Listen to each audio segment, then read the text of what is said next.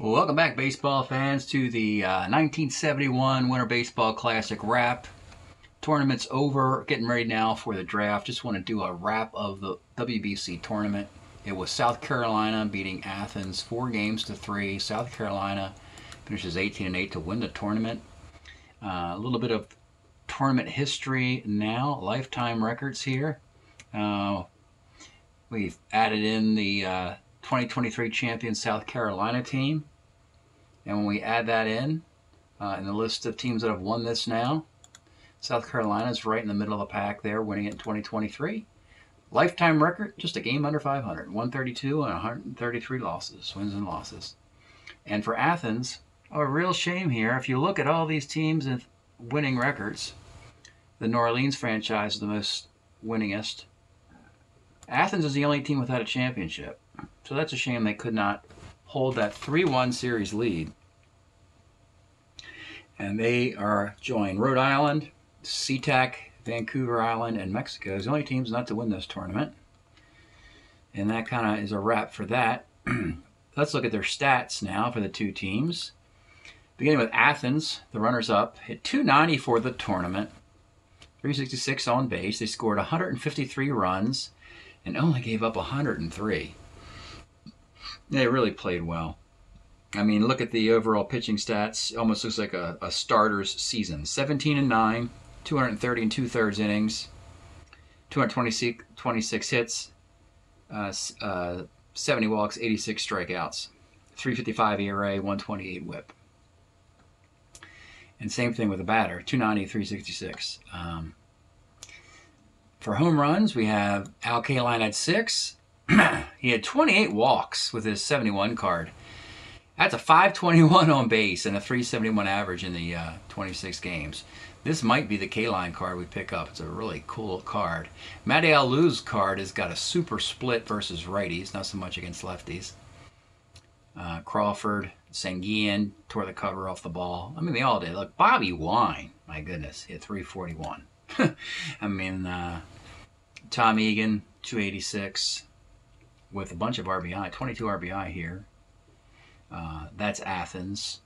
And now we'll take a look at, to them together, we'll look at the South Carolina team who won it all. 18-8, 237 innings. They scored just 122 runs and gave up 103. So the similar pitching staffs, but a slightly weaker offense. Home runs, you got 5 by George Scott and 17 RBI. A little bit more modest numbers. No gouging hitters other than Roy White leading off with a 450 on base percentage. Yeah, really, very Fossey, 270. Gene Tennis. The story was the pitching, and it was Catfish Hunter is your tournament MVP. We give it to Catfish Hunter with this line, 5-1. In 60 innings. He only had 2 complete games, so we pulled him with comfortable leads after 8 on a couple of occasions, which we could have let him get a complete game. We pulled him because it didn't seem to make, And he hit a 2.25 ERA, which is a run and a half better than Steve Carlton's was. 92-cent WHIP. 17 walks, 44 strikeouts.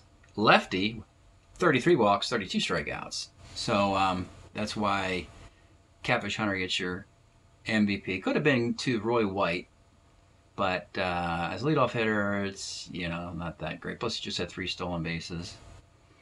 And then when we look at the Athens, we'll look at Athens first up here. Their 4 keepers were Billy Cohen, Billy Grabarkowitz. Not keepers. They're wavered guys. Billy Cohen on waivers, we saw him to be kind of a one-way platoon. Grabarkowitz is a nice on base, 389 on base with a 225 batting average. He's on waivers. Bobby Wine's on waivers, but he's a 214 shortstop. And Cloninger had mixed results there, and let's again look at the Cloninger results for Athens.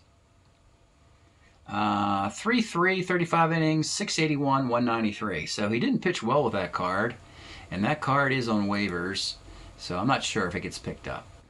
Tommy A.G., he was traded to Toronto last year. He'll be the keeper. Tom Egan, the White Sox will keep him because of the power. K-Line on Detroit's a no-brainer. And we think 71 might be the best year because of those ton of walks. Eddie Leon, 2 at second base for Cleveland. They'll hang on to him. Sanguine on the Pirates. That'll probably be the year they keep it. He hits .319. Tom Hall, great lefty setup guy. Might pick a 72 year. Abernathy by Boston has a couple choices. And Mo Drabowski has one more year here in 71. After the wave and keep guys, you have carry-on guys. Matty Alou has a futures card. But frankly, this 71 card might be in contention. Seattle might want to rethink of using it because it had a nice tournament. Really crushes righties. Willie Crawford has a future card. Even though he had a great tournament, we think the Dodgers will leave him alone and stick with the 73 card he has. Now, Mike Cuellar had a nice tournament. And in 71, he was a 20-game winner. He didn't win 20 games in 72, but that's the card we have in the league because he puts less men on base. But after playing the card, Cuellar the Orioles might want to think of using that Cuellar card. Milt Pappas, the Orioles have his 72 card. Riley Fingers has a future card with Oakland. Your undrafted free agents, George Foster, he actually has a decent 1971, coming right out of the blocks there. 234, but he had 10 home runs. But of course Foster will get better, so no need to rush him. Len Randall, no, it's not a good card. 219 with no stealing or base running either, which is weird, so I wouldn't take him. And of course the John Matlack card we used in that series is a nameless card, so that doesn't even get considered. That's not going to be in the league. He had 6 starts, believe it or not, in the year 71, and that did not ruin his Rookie of the Year eligibility. And let's go to South Carolina. They put Ron Hansen, Gene Michael, Woody Woodward, and Claude Raymond are all on waivers. On that list, the Yankees have a handshake agreement with Gene Michael that we just put you on waivers because we needed the spot as our keepers. We had the 4 keepers we want. So if nobody claims you on waivers, we'll bring it back to New York.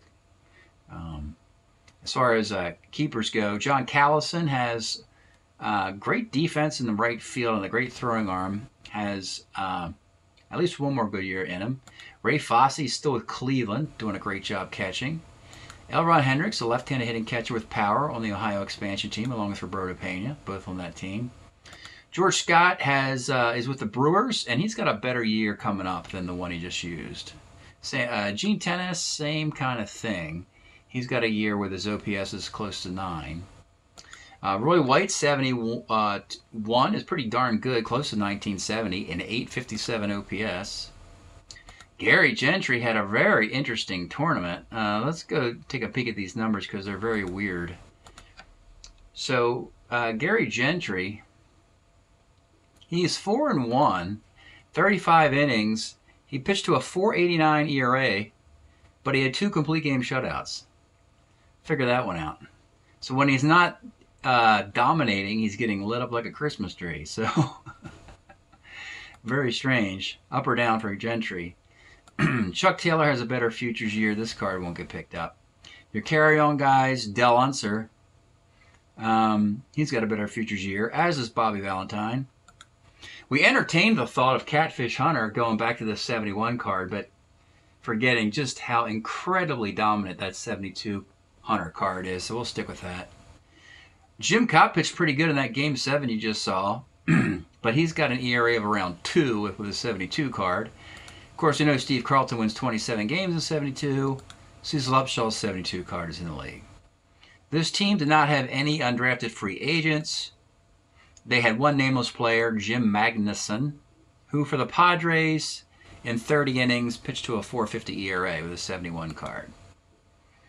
And now we'll take a look at each team's cards as we reconcile the 1971 box. All right, folks, this is the Eliminating Now Athens team cards. We're going to open it up, and we'll start with the 4 waivered players. Billy Cohen can be a first baseman against lefties for some team. Grabarkowitz, nice on-base percentage and good defense. This guy only hit 225, but I think this guy will definitely get in the league because of the defense, the versatility, and all those on base. Bobby Wine, 2E14 shortstop, and can kind of hit lefties. At least he can bunt, possibly hit and run. So I think he makes it just for that prowess. And here's Cloninger, finally. After you saw him pitch many of these games, it's the bad combination of home runs and walks that will certainly doom a guy like this.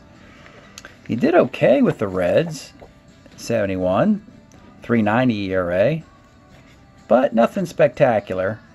So he might get into some team might pick him up. We'll have to see. Now your keepers. Tommy A.G. his last really big year is this one, and Toronto acquired him from the Mets, so he'll be picked up. Tom Egan, a nice fun little catcher that he's got the power both ways for a guy who, and some walks, and could play a little bit first base if you want him to. So he's got the 10 homers and 250 at-bats, so that weights pretty well. Here's the K-line card that had the 521 on base. Really love the 5, 6, 7 walks on both sides of the card. If you can forget about that homer, one fly ball, the rest over there, and maybe hit the walk on 310 to make up for it, perhaps. There you go. Fun card for Al Kaline. He's also an E0. 2-3 E0 in the outfield. Oh, by the way, he's a 2 first baseman. So I think this is the Kaline card they pick up. He's got a couple more good options, though, in the timeline from 71 to 74. Eddie Leon as a 2 second baseman gets him as a keeper for Cleveland. Probably his final year in baseball, we think. His stats aren't particularly amazing. He's only he's 261, 400 and some at bats. So yeah, he's the starting Cleveland second baseman until something better comes along. All right, so Sanguillen, here he is with a World Series ring for the Pirates. Crushes lefties, as did Clemente in that year. And they got to decide which 71 Pirate players they want to use, because they got Clemente, Sanguillen, Bob Robertson, and Al Oliver. You can only keep 2 from any particular year. I'd pound the table for Sanguillen. Tom Hall had an okay tournament, and this is just an okay card for an outstanding pitcher.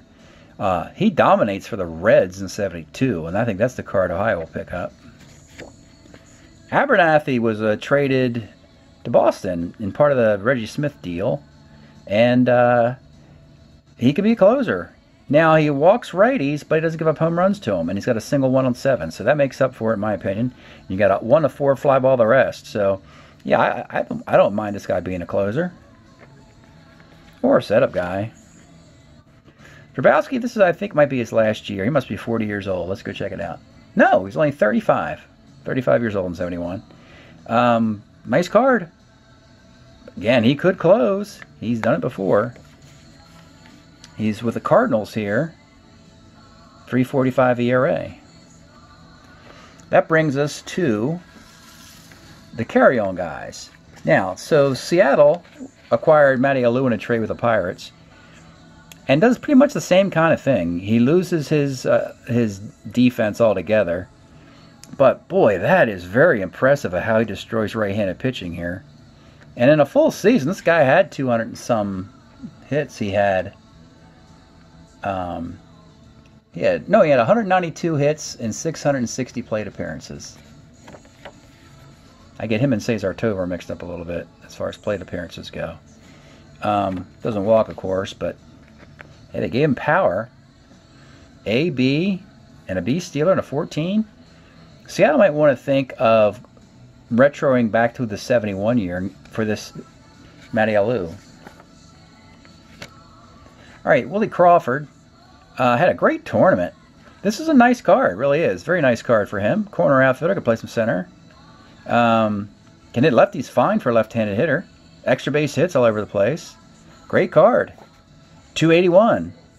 I believe has a better card than 73, where he's a 2 in the outfield and hits 300.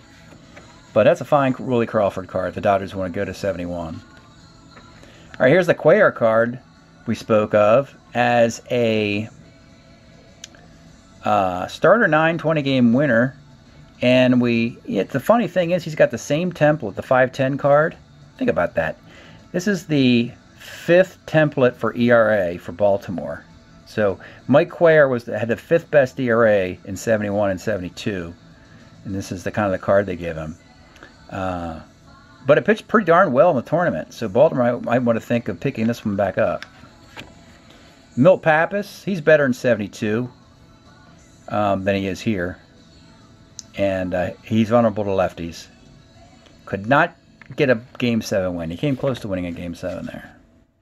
Fingers has a great year in 73 they're using. So they're not using this one. Even though he's great over there. Don't really need Fingers to be a relief 4 starter 5. He really just needs to be a closer. So that's overkill. And he's not particularly great against lefties. All right, then your UDFAs. You know, this is a nice George Foster, and this, I tell you, this card looks better than the stats. 241. They gave him a 234. 473 plate appearances. In 71, that's what I'm looking at here. And on Baseball Reference, they only gave him 402 plate appearances in 71. Oh, you know, unless he was with 2 teams. I thought he was with Cincinnati the whole time, but if he had extra at-bats for a different team in 71, that'd be interesting to check out later. Anyway, it's not going to be this George Foster because he needs time to develop. Len Randall, same thing. These are going to be good, and Randall's going to hit 300 for you in 74, I believe. So give these guys time to develop. And then you just have, here's that nameless John Matlack I spoke of. So Strat-O-Matic didn't print his card for his 71 performance. Pre-rookie year, 37 innings, 4.14 ERA, 0-3 in 6 starts. That did not void his rookie status, and he was a 72 Rookie of the Year. You see I wrote in his 71 numbers here. All right, next up, we'll look at South Carolina, the champion. Okay, and here are your World Winter Baseball Classic champion, South Carolina Merrimacs out of Charleston, South Carolina. Won the whole darn thing. The only team that could really slow Athens down. They put 4 guys on waivers, of course, all teams do, and one of them is Ron Hansen. And a big step down from his great 1970 card he had and that Las Vegas used. I don't see this guy getting picked up. He's on waivers, but I doubt some of them will pick him up. Even though he's versatile position-wise, the defense is bad, and the stick's not good either. 207. Maybe. All right, Gene Michael is fine as a shortstop. He's a 3 but not anything particularly good otherwise, other than him being a switch hitter. Almost a full season, 224 bat. Pretty much only the Yankees will probably find interest in him. Woody Woodward is sort of better than Ron Hansen, who we saw earlier, because he's a 3 in all those infield positions. And he's got a column of hits against righties and a couple more walks, and that might just get him picked up as a utility player for somebody. He was with the Reds, 242. And Claude Ramon, yeah, he was on waivers as well. This is not a particularly good card at all. Puts a ton of guys on base, and only a reliever. You know, he had a lot of saves for the Montreal Expo team in the year of 70, but in 71, it's pretty bad. 467 is rather kind, I would say, because he's got 81 hits in 54 innings. Let's take a look at the keepers now. John Callison had a really nice tournament because he kept banging these 11s and 12s the whole time. That was nice. The cold light of day suggests that this guy can't hit for batting average, but he hits for power, and he's got great defense in the corner. 2 -4, he's 6. If I wish he had a platoon that was opportunistic one way or the other, but it's pretty much straight down the middle, kind of. You know, Callison will get into the league as a keeper, but probably not with this year. He's got one more year with his batting average around 260, and I would go with that one. All right, here's Ray Fosse, property still of the Cleveland Indians, and as teams are aware of Oakland's dynasty, they would like to hold on to their future Oakland players to prevent that dynasty from happening. So I'd be hesitant to let Ray Fosse just go to Oakland for nothing, Cleveland, and hang on to him. He's a -3 arm catcher here. And, you know, he's got a 300 batting average versus right-handed pitching. Elrod Hendricks, power hitting left-handed catcher. That's what you want. Plenty of home runs, and he can work in the platoon. He's Ohio, the expansion team, along with this guy on Ohio. Versatile, all 3 at first, plus the other infield positions. Not a great hitter. Versatility, a utility player for a bad team. He's fine. Has power. He'll make it as a versatile utility player. George Scott, nice card. He's no longer playing third base, but he's going to be a 1 in the entire 4 years. And I think he's got a better year from Milwaukee coming up in either 73 or 74. There's a nice Gene Tennis card. Surprisingly high batting average versus lefties with the on-base. Settles for the on-base versus righties without the batting average. And the homers are there, but it's a partial season in 71. But this would hit you 20 home runs in a full season, and with a 350 or better on base. Maybe a 375 on base. So yeah, that's a pretty good Gene Tennis card. This is a very good Roy White card, an E0 outfielder. 2 E0 with a +2 arm. His stealing goes from an A to a B, but he makes up for it with more home runs than previous. Of course, we love the walks on 5, 6, and 7. That's a ton of walks. 86 walks and a 292 average. 19 home runs. Very good numbers for Roy White. He's one of those Yankees that kicked Gene Michael onto the waiver list. I forget who the other Yankees are keepers. It might be Fritz Peterson, Roy White, Mel Stottlemyre, and Bobby Mercer. I can't remember the fourth one. All right, this is the really cool Gary Gentry card that threw 2 complete game shutouts in the tourney, but also got mysteriously knocked around. There's a whole lot to like about this card. On a 2, line out the rest. Not many other hits against righties. On a 3, line out here. Not many hits in general. Not too many home runs. Is a starter 7. And the Mets will say, thank you very much. We'll just plug you into the 4 spot behind the big 3. And that'll give the Mets the best 4-man rotation in all of baseball. Chuck Taylor. We don't want this one. He's got a better card where the split is not so imbalanced. You don't want that in the baseball league. It'll get knocked around too much. All right, now we're going to look at their carry-on guys. Del Unser has a futures card, hits 294. This one hits 255, so we don't want it. Bobby Valentine hits 300 for California, can play shortstop and center field. He can do the same thing here, but he doesn't hit for that high an average. He hits only 249, so we'll leave him alone. And this is the brilliant Catfish Hunter card that was your MVP for the tournament. I expect this against lefties, the homer and a homer 1 of 5. But this against righties is very low for him. Only a 1 to 8 shot against righties for Catfish Hunter is outstanding. Plus, there's nothing else going on. That's why I like this card a lot. Though, once you put this card next to the 72 Catfish Hunter, you go, oh, I see it now. It makes sense to go with 72. 72 Catfish Hunter's ERA is 204. Here he's 296. But 27 homers and 274 innings. I think they're pretty kind, really, with 27 homers. I would have expected an automatic homer there, but or maybe homer 1 to 15 on 5. But yeah, great Catfish Hunter. This is a nice Jim Cott card. He can pitch on 3 days rest as well. He can't pitch on 3 days rest in 72, but he's dominating in 72 with an ERA of 2. And that's the card the Twins are using. And a year before Steve Carlton wins 27 games, he does this. And it's okay, but he had a mixed tournament. He actually walked 33 guys and struck out 32 guys in the tournament. The big 6 and big 8 over there. Still, it's a quality card. He's 29 with a 3.56 ERA. Cecil Upshaw is property of California. He's like their long man. And he's got a better card that's not as vulnerable as this. He actually got the win out of the bullpen in Game 7. So there's that bit of trivia. He's the winner of the Winter Baseball Championship. But we don't like this card otherwise. This team has no undrafted free agents. Maybe that's why they won the whole thing. It could very well be. They have none. meaning that guys who have not been in the Summer League yet, and 71 is their last crack at it, those guys are very bad. South Carolina doesn't have any of them. South Carolina won the tournament.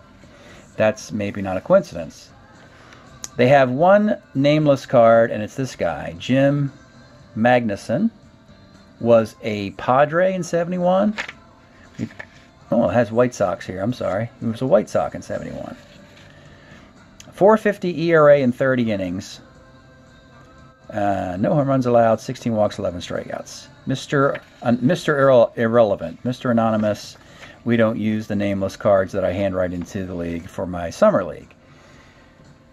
All right, that wraps up the South Carolina. We'll continue into the off-season look. All right, this is a kind of look at the 1971 box now after it's been sorted, which looks different from the other boxes, which are all sorted by teams. So we have the cards that we use to separate the teams for your traditional Major League teams and the Winter Baseball Classic teams. But we don't use, in the year of 71, the first year, we don't keep those cards in that sort. And the reason is that Strat-O-Matic prints 576 cards, and I have the roster sheet in here somewhere. And then, of course, I add nameless cards to get to 640. But there are 6 cards from the 32 teams of 1971 that are already in the Summer League. They won't be here. So you have 640 minus 192 cards represented here. And what you have is, in this case, starting with what I call this green index, these are players. Reggie Cleveland has a card in either 1972 or 73 or 74. Actually, either 72 or 73. That's in the Summer League.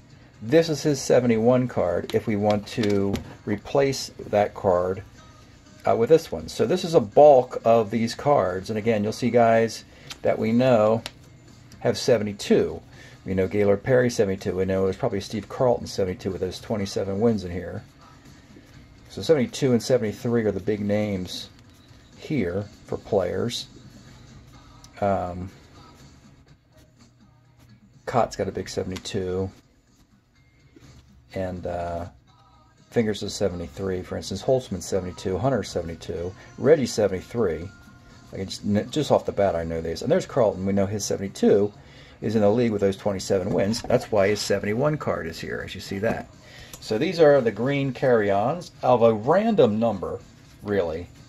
There's no definitive number because we're talking about players who could play in any of the years 72 or 73. There's no definitive number like there are a definitive number of 1971 cards that are exactly 6 per team. There are 6 71 cards exactly, 4 72 cards, and 2 73 cards in the Summer League right now, waiting for the draft. Then you have your keepers, and you expect 4 keepers per team unless a player misses a year for an injury. So it's not definitive 4 per team. But again, for this blue index, we know that this is alphabetically. Arizona is keeping Herman, Jones, Retman, and Chris Short. Those 4 guys. And we believe that Merv Retman is the best of this slot. And he'll probably be one of their first picks. And talking about not having 4 guys, let me see if I can find Cincinnati really quickly here. So here's Cincinnati. Bench, Perez, Rose. There's not a 4th guy. The 4th guy is Bobby Tolan. Bobby Tolan was hurt. He missed 1971, but he's back in 72, 73, and 74. Then you have 3 guys, just 3 guys, who were put on retirement. But guess what, folks? They defied the retirement and played in baseball. And they didn't play very well, as you can imagine. And they didn't make the waiver list because they're worse than the waiver guys. So basically, your surplus waiver, which is the next category, is called retired. So you know you have 64 waiver guys. That's 2 players per 32 teams. And we've established that, and we've looked at that in all those Winter Baseball Classic videos. Casanova and Tatum, alphabetically by Arizona. Cohen and Jarvis, alphabetically by Atlanta, Foster, Hopkins by Baltimore, etc. They didn't necessarily, by the way, play for those teams. They could have been traded to those teams in the offseason so that they had the proper number of keepers, waivers, and retires. Then, of course, we have two small stacks of those lonely players, the remaining hitters, who aren't particularly good. We saw these in the Winter Baseball Classic, who have not played well in the 4 years, so they haven't been drafted into the Summer League.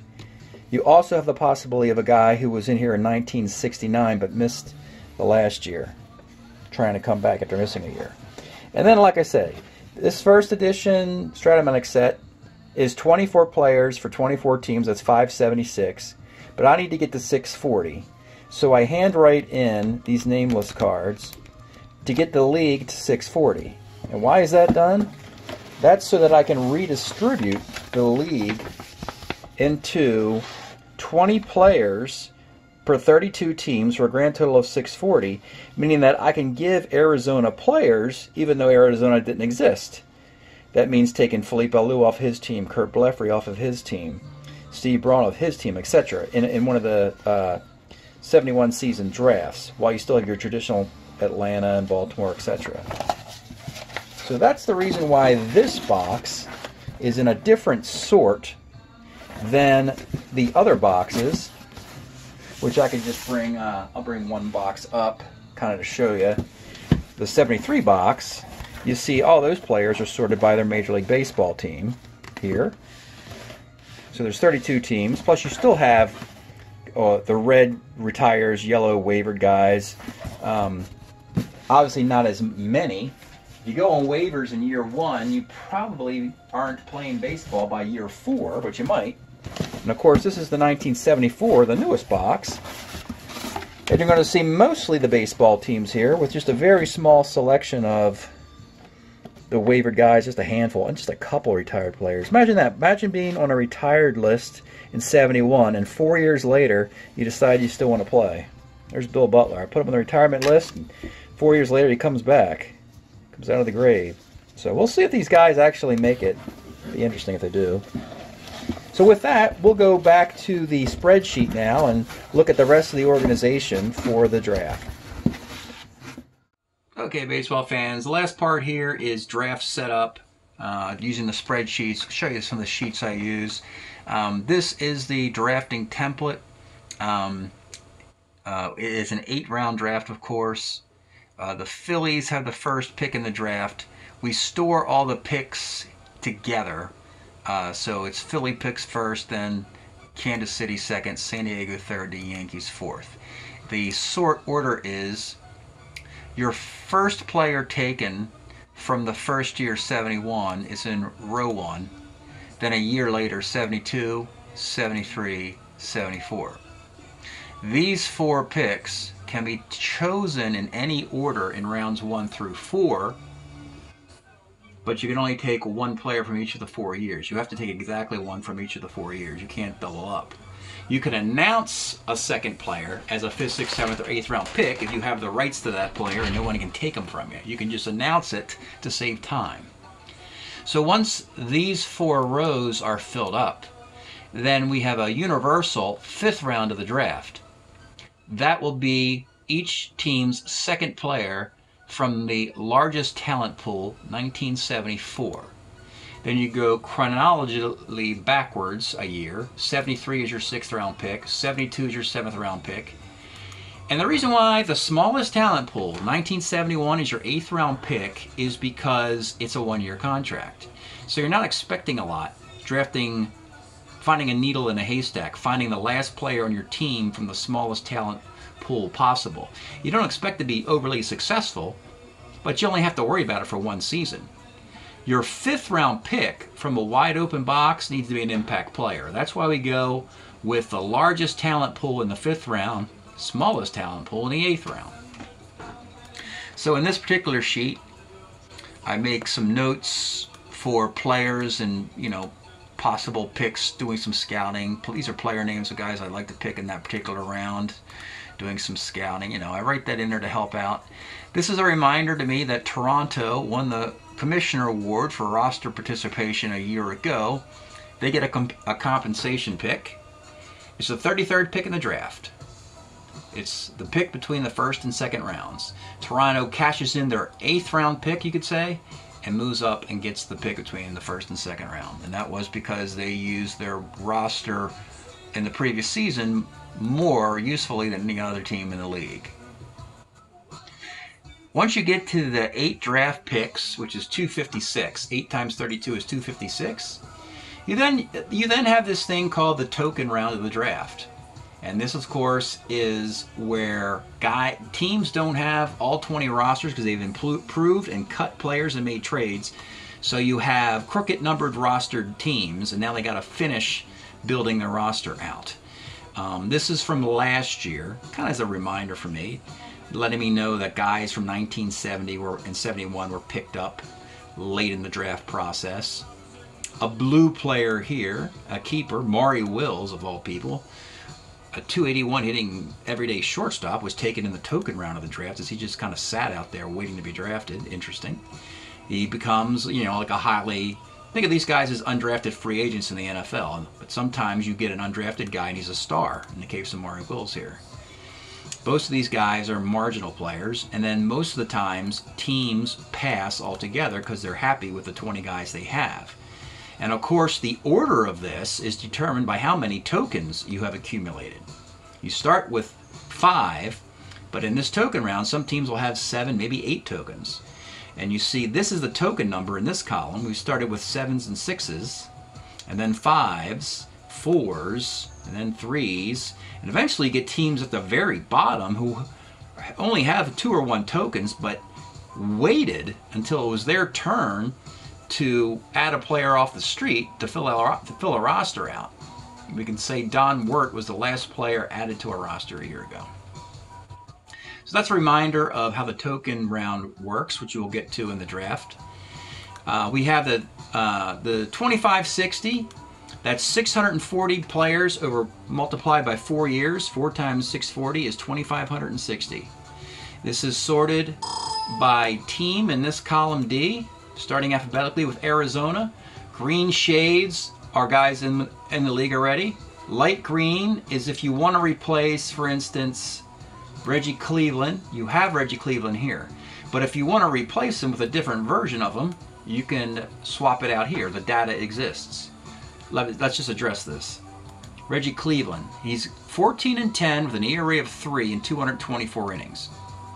If I want to, I could get his 71 card with a 401 ERA, or a 72 card with a 394 ERA, or a 74 card with a 431 ERA. Obviously, if I'm drafting properly, I already have the best Reggie Cleveland. But that's not always the case. That's why we keep this data available should a need come to switch years. Sometimes teams will switch years just to become more flexible.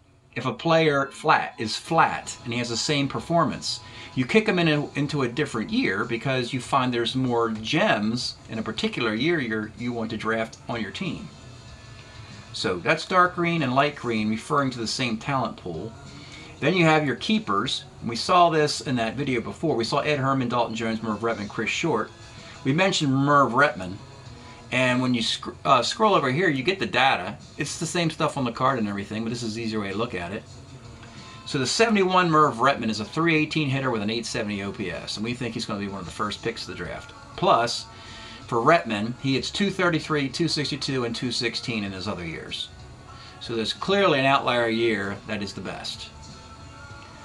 These two guys are the waived players in all their years, Casanova and Tatum. These are just stored under the team that put them on waivers, but of course they are available to the entire league at any time in the draft. So those are the 4 color patterns of green, light green, blue, and yellow. Plus there will be an occasional red retired player tossed in here. Alphabetically, by the teams, beginning with Arizona. I'm going to page down. You see this red line here. That's a retired Dick Hall. I think we saw that one. What's this one? This is that retired Bob Veal in a different year. Anyway, alphabetically, we're going down towards getting to 2560, and we'll get to Toronto, which is the bottom of the alphabet. There's Toronto. Record 1760.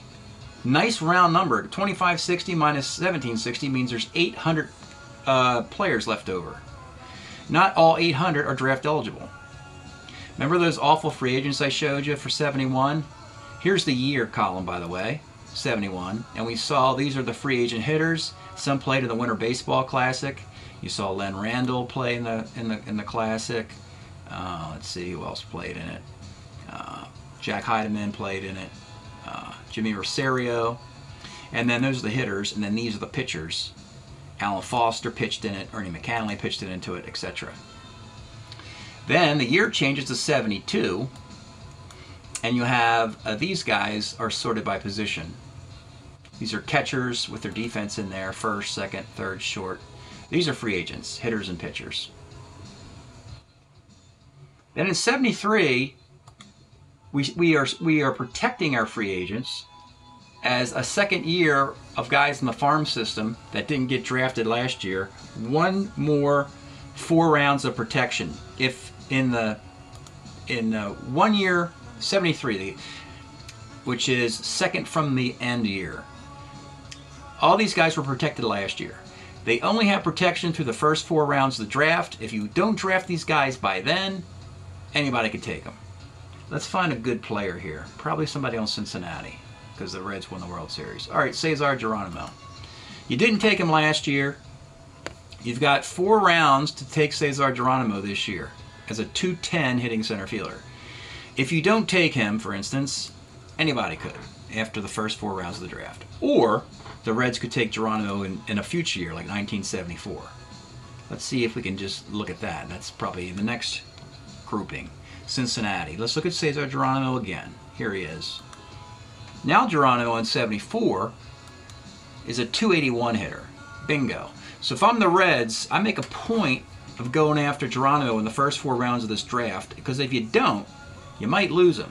And we know Geronimo is going to play for the Reds for the entire decade pretty much and be the defensive center fielder that helps them win a couple World Series. So and George Foster's here. He may be a little young. You don't necessarily need him and Griffey as much, I don't think. They don't do that much with a stick yet. It's only 71 to 74. We're still a little bit away. We don't even have Joe Morgan on Cincinnati, the defending champs. So, all right, so those are rookies and free agents for the 4 years, 71, 72, 73, 74.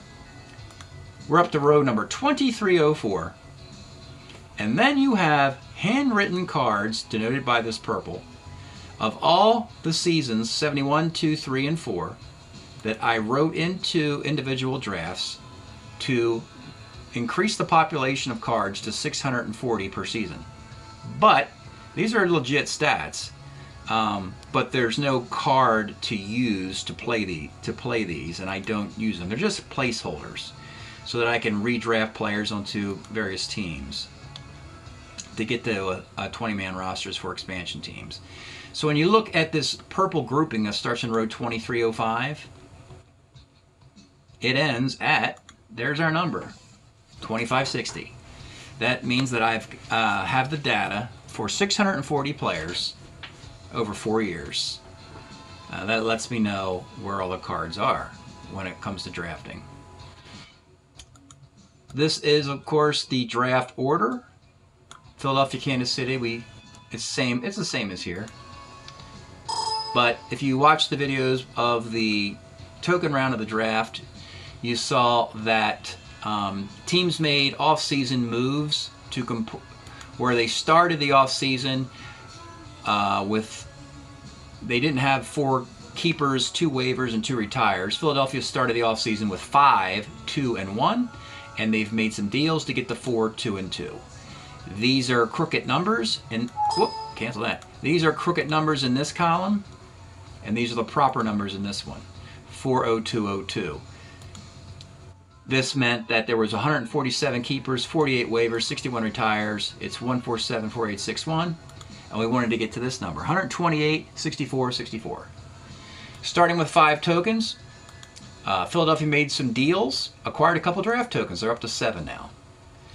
So once the draft is over, we'll sort the teams by draft order and number of tokens they've accumulated, and the teams with the most tokens will get the first choice of undrafted free agents. On this particular sheet, this is last year's draft, actually. Cleveland had the first pick a year ago. We just have this here for storage. That's all the sheets I use in this spreadsheet. Here's a handy look at kind of an overview, an aerial shot of the whole 640-player league. 12 players on 32 teams is 384. There are 160 rows, and there are 4 columns. 4 times 160 is 640. The green guys, like I say, are in the summer league. This is their names. That's the team. So you've got 160 here, 320.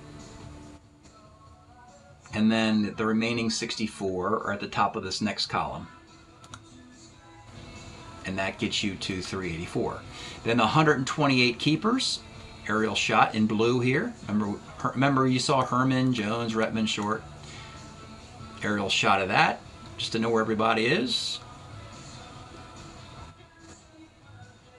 And the remaining by team. 64 guys on waivers is 2 for team. Remember Casanova, Tatum were Arizona. And we keep account of the guys who are retired. If they have another card, that's fine. If they don't, doesn't matter. We know that 64 guys are exiting the league. Basically, you're keeping 12 guys. So you know you want to keep 4, and you put 2 guys on waivers and you retire 2. So 4 guys are constants. You know what 4 guys you're going to keep, but 4 guys are variables in the draft, and that's what the fun of the draft is. You've got 8 rounds, and you got to mix up your keepers and your variables. Your constants and variables are 4 and 4. And you got to mix them up because you're drafting best player available. That's sort of subjective, of course. But the point I'm trying to make here is that, you know, if a team drafts like a 275 hitter in the first round, batting average, you can't draft a 333 hitter in the 4th round. That's kind of sandbagging, or I don't know what you want to call that, but that's just a bad use. You know, that's like finding a starting NFL quarterback in the 4th round of a draft, you know, that should be picked in the 1st round, of course. And, you know, it's BPA. And so with me doing this by myself, I've got to sort of subjectively always consider BPA as I'm drafting for all these teams, just to make the whole league more competitive. Aerial shot, again, of your keepers. I use this to highlight a player being good in a particular year. Like Jim Palmer, I particularly like his 72, so I made a note of it. Some other guys. Again, these are the carry-on guys. If a carry-on guy, you want to improve him to a different year, and we have some examples. Let's go to the Dodgers. Biggest example on the whole board is Steve Garvey. So we have Steve Garvey's 71. Let's put some exclamation points here. There we go. The reason that happens, folks, is Steve Garvey's 71 card is on the Dodgers. In the draft, they're going to cash that card in and bump him up to 74.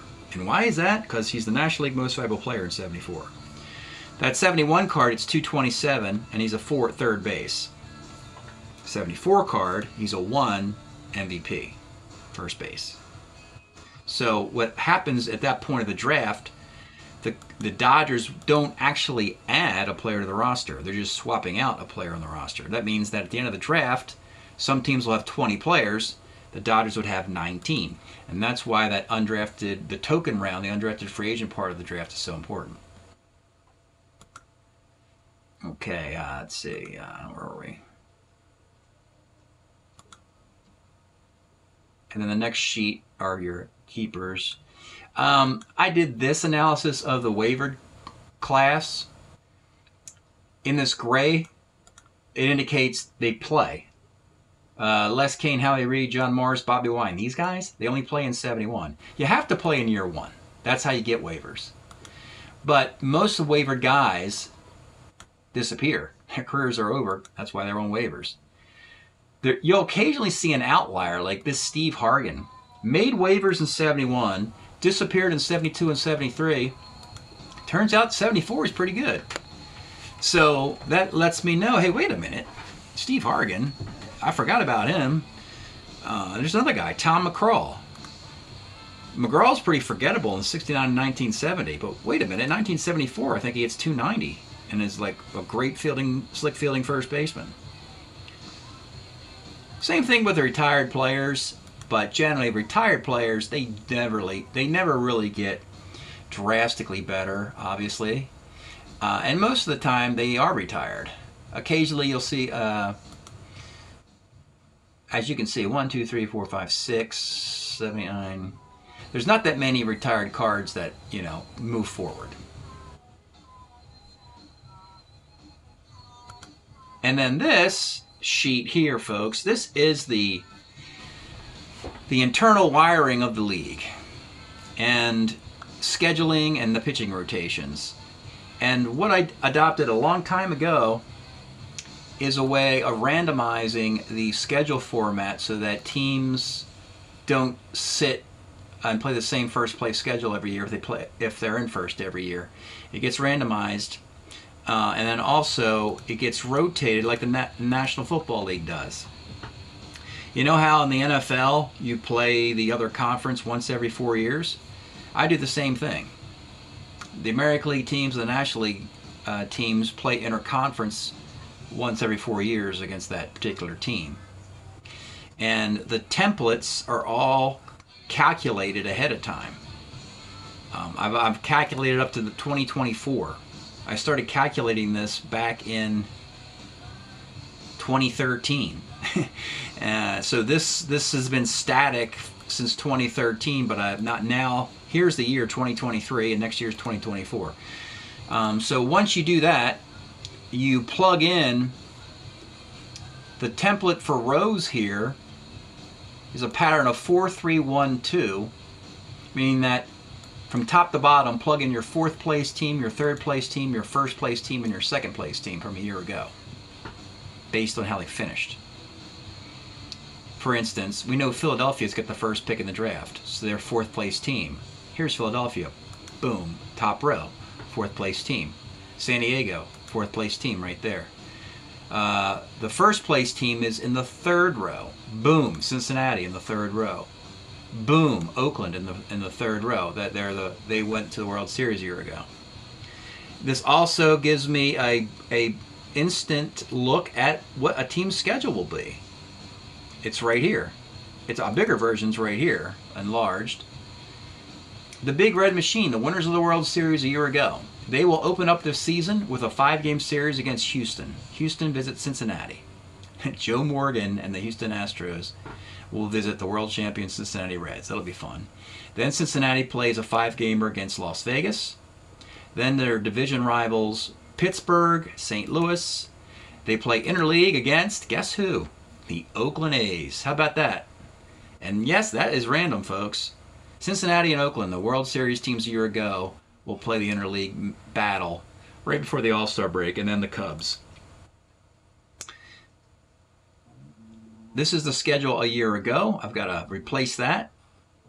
The first Sunday in after St. Patrick's Day in March, I think it's March the 19th, maybe March 20th, I will play the Houston Cincinnati game series. Of course, it won't get uploaded to YouTube for another couple of weeks after that when Major League Baseball starts its season. So with that, I think we've looked at all the sheets. And we're going to pause it right there. When we resume this series, we'll have draft results for the 1971-74 4-year carryover Summer League draft. Thanks for sticking around this long, folks. I'm trying to give you as much information and transparency how I do this to show you the strategies involved and how competitive this thing can be if you set something up like this. And I certainly would appreciate comments as to possible ways to even improve this. That would be awesome. Thanks for checking it out. We'll see you next time.